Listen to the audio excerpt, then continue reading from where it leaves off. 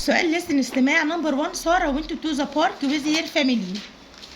فين family؟ بي letter B. The weather was warm. الطقس كان دافئ. فين warm؟ دي D. سارة rode her bike.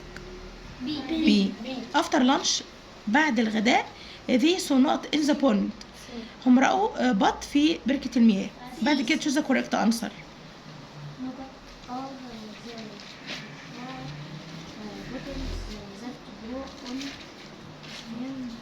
protect the plant. thorns اللي معناها هي أشواك. وقول الأشواك هي عبارة عن إيه؟ نتوءات حادة تنمو على ساق النبات لكي تحمي النبات. نمبر 2.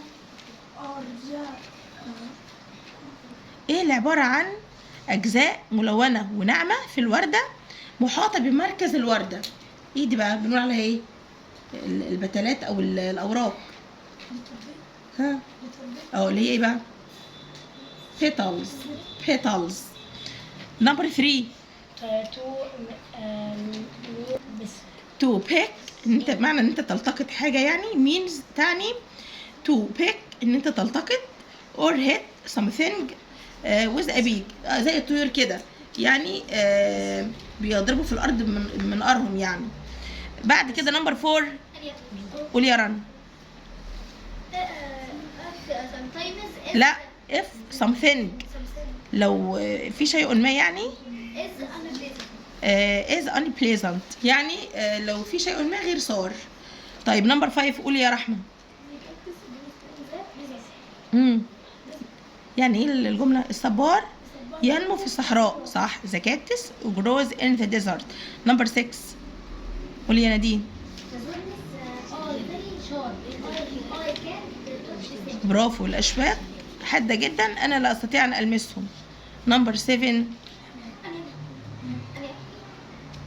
قول. The desert was very dry and had little water. إذا desert الصحراء was very dry بتكون جافة جدا and had little water يعني وبها إيه؟ كان بها القليل من المياه. هنا في الماضي الصحراء كانت جافة جدا أو ناشفة جدا وصف في الماضي يعني وكان بها القليل من المياه. نمبر 8. the sun يعني الشمس. شون يعني إيه؟ أشرقت. strongly بقوة. during the hot summer أثناء الصيف الحار. last season لا الفصل الايه الماضي فصل الصيف الماضي يعني. نمبر 9. the rose الوردة became نقط أصبحت ايه when it had no water لما ما كانش فيها مياه. weak ضعيفة. الناس الشاطرة تشارك معايا في القطعة. one day يعني ايه؟ ذات يوم. a rose grew in a dry desert يعني وردة نمت في صحراء جافة with very little water بمياه قليلة جدا. her red petals بتلاتة أو أوراقها الحمراء sparkled brightly in the strong sunlight يعني إيه؟ تتلألأ يعني بسطوع كده في ضوء الشمس القوي. يبقى sparkled خلاص sparkled. بعد كده a bird came يعني إيه؟ طائر أتى and drank water وشرب مياه from the ايه؟ الطائر اللي ايه عمل بمنقاره في ايه؟ كاكتس نبات الصبار. شرب ميه من نبات الصبار. after that بعد ذلك it flew away طار بعيدا. feeling كان بيشعر بايه الطائر ده؟ بالانتعاش refreshed and happy والسعاده. يلا نشوف القطعه الكبيره. in a dry desert في صحراء جافه there lived a beautiful rose عاشت ورده جميله. she had soft red petals and a sweet smell يعني كان ليها أوراق حمراء ناعمة ورائحة حلوة يعني. all the animals loved her كل الحيوانات إيه؟ حبتها كانت بتحبها يعني. but ولكن the rose did not like the cactus ولكن الوردة ما كانتش بتحب مين؟ نبات الصبار. next to her اللي كان بجوارها because it was covered with sharp thorns لأنه مغطى بأشواك إيه؟ أشواك حادة and had no flowers ما كانش فيه ايه زهور. بعد كده one hot summer يعني ذات صيف حار. اللي حصل ركزوا معايا. the rose became thirsty الوردة أصبحت عطشانة and dry وناشفة. ولكن the cactus stayed strong. نبات الصبار ايه؟ بقى قويا على وضعه. because it had water inside. لأنه ايه؟ كان به مياه من الداخل. a small bird came. أتى طائر صغير to drink water. لكي يشرب المياه from the cactus. منين؟ من نبات الصبار. the rose was surprised. الوردة اندهشت and felt sorry. وشعرت بالحزن أو بالأسف.